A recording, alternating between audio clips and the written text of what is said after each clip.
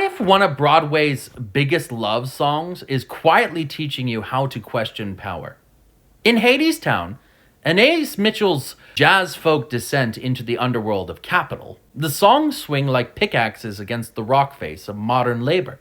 The show, with its Depression-era patina and speakeasy chic, invites the viewer to imagine a New Deal-era fable, the kind of musical where solidarity comes with a good brass section. But under the trombones and Art Deco dust, something sly is at work. The surface gleams with sentiment, yes, but the current beneath it is marks with eyeliner. If it's true, the song in which Orpheus discovers both despair and dissent performs the oldest trick in radical art. It smuggles a revolution inside a love song. The number begins in the private key of heartbreak. Orpheus, our threadbare troubadour, sings of Eurydice's death or her bureaucratic absorption into Hades' factory floor. If it's true what they say, he begins, the lyrical equivalent of looking up from the assembly line and wondering if the world was always this gray.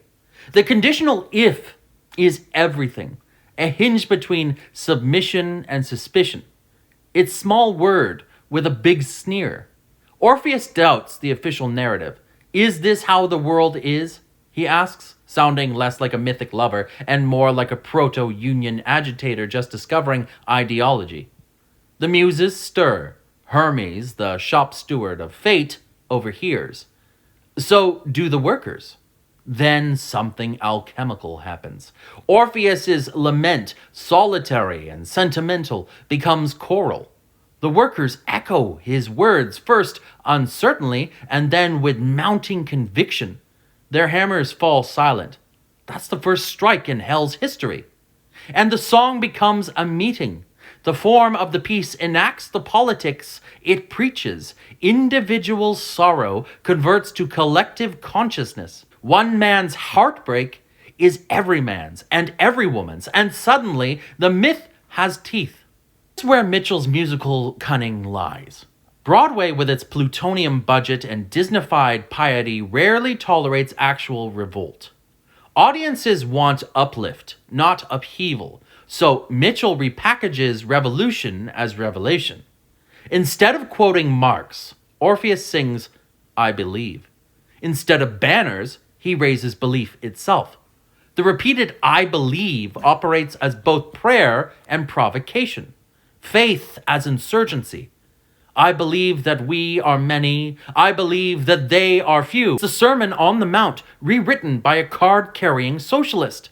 The sentiment is pure, the politics anything but. Critics sometimes accuse Hadestown of declawing its class critique, sanding down the protest into something a bit more palatable for a matinee crowd. Not wrong.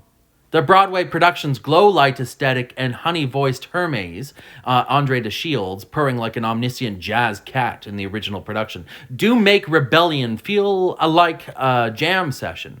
Yet that surface sweetness, I'd argue, is strategic camouflage, like Brecht's alienation effect, flipped on its head. Mitchell lures the audience into empathy so that the doubt can slip through the emotional back door. The sentimental becomes subversive, precisely because it's digestible. If it's true, is built on contradiction. Its melody rises with Orpheus's hope, even as its lyrics outline the litany of systemic deceit. The ones who load the dice always say the toss is fair. In 8 bars, Mitchell dissects propaganda, meritocracy, capitalist hypocrisy, all while sounding like a lullaby. The rhymes click shut like padlocks. Dice, fair, hearts, fix, and behind them lies a miniature political education.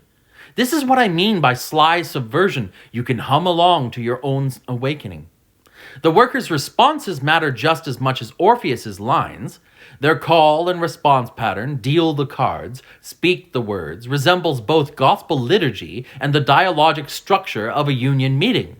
The theater becomes a temple of defiance. When they sing, we stand and listen. The phrase doubles as stage direction and political sentiment. On stage, they literally stand. In meaning, they rise. The double entendre is deliberate. Mitchell's show, after all, began as a community-scale folk opera. Its Broadway rebirth simply gilded the shovels. And yet, There's danger in all this heart.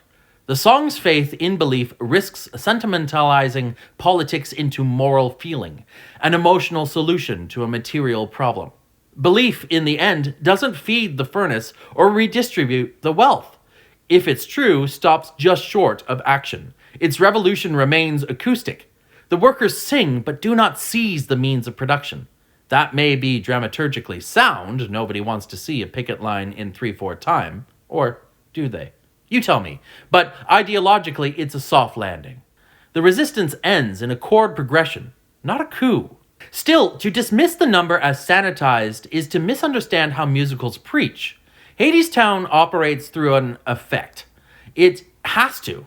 The Broadway stage that most bourgeois of altars nowadays cannot shout slogans. It must sing them sweetly. If it's true, performs radicalism through melody rather than manifesto. Its sentimentality is the sugar in the medicine. The audience leaves misty-eyed, but somewhere in the tear lies the suspicion that the ones who deal the cards might not have their best interests at heart. That's how ideology unravels, not with a bang, but with a ballad. Notice, too, how the song turns the act of questioning into the act of solidarity. Who are they to say what the truth is anyway? Orpheus asks.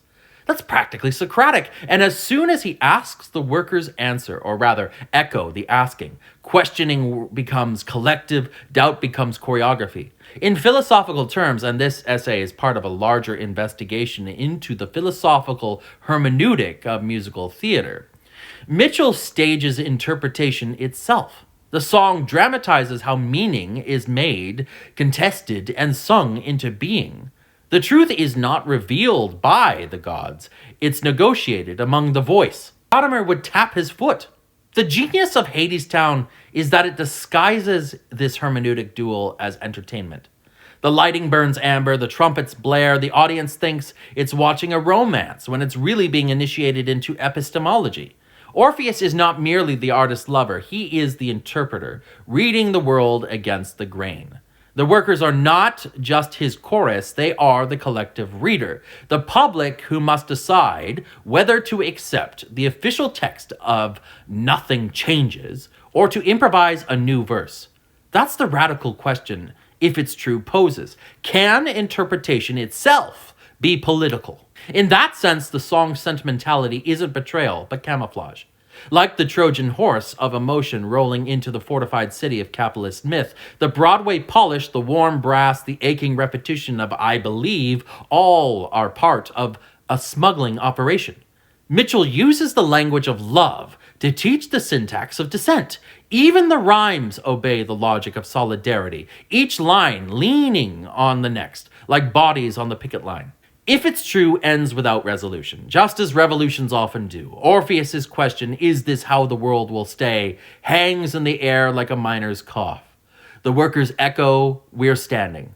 The final word is not yes or no, but the act of standing itself. Standing, that most minimal, most monumental gesture of defiance. The audience, caught in the dark, sits motionless. But in the shared silence, after the final chord, the political and the poetic briefly touch. The underworld, for a moment, hums with the possibility of change. So yes, Hadestown sentimentalizes its politics. How could it not, being a musical? But sentimentality here is a subterfuge. The heart is the Trojan horse. Inside beats a critique of the entire economic underworld we still inhabit, where truth is auctioned off to the highest bidder, and love is the only currency the poor can afford. If that's not sly subversion, I don't know what is.